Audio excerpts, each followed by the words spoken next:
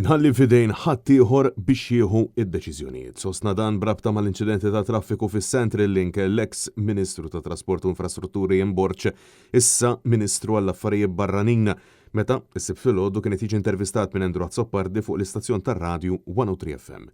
Ian Borch insista li jħalli fidejn l-esperti sabiex jitkellmu mill-aspett tekniku iżda tax jifhem milli ma jemminx li speed kamera se solvi l-problemi.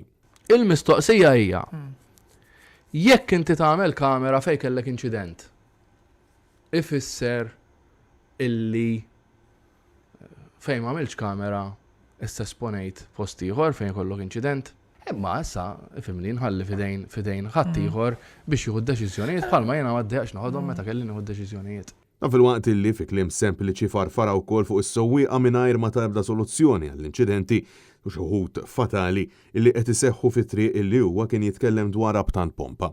Jekk inti ssuq bis-60 km fis-sija ma jkollokx inċidenti illi jistgħu waslu għal ċertu ċirkustanzi, naħseb li fuq din nistgħu naqblu liha. Fil-waqt li insista li ma jgħidx għal pożizzjoni li qed jokkupa minn floku sieħbu warhom Farrugia, mistoqsi dwar il-fatt li taħt il-flyovers tal-Marsa jereq mal-ewwel xita, Ian Borch insista li dan iseħħ minħabba nuqqas ta' xogħol mill-ħaddiema li suppost ingħatfu l-gutters. Kell intervista taħt il-flyover tal-Marsa. U kont għatlu isma' aħna qed nirpu. Kien erqinna dak hemmhekk tagħna lingwiet. Kif? Kien erqinna.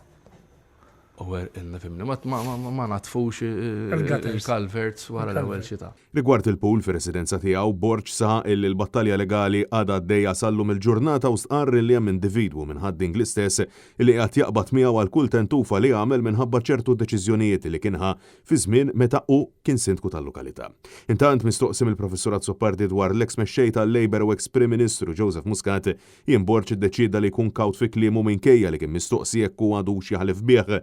Ian Borch stqarr illi ma jridx jikkummenta dak li jsir fil-qorti iżda insista illi sallum Muscat mhux qed jaffaċċja akkużi legali u stqarr illi mhux jifhem għalfejn dawn l-affarijiet skandlu wieħed wara l-ieħor hawn dan is-sens ta' urġenza biex jissolvew. Jiena ngħid ħallu l-ġustizzja bħal Prim Ministru se ngħidlek ħallu l-ġustizzja tieħu l-ħin tagħha x'inhi din l-urġenza.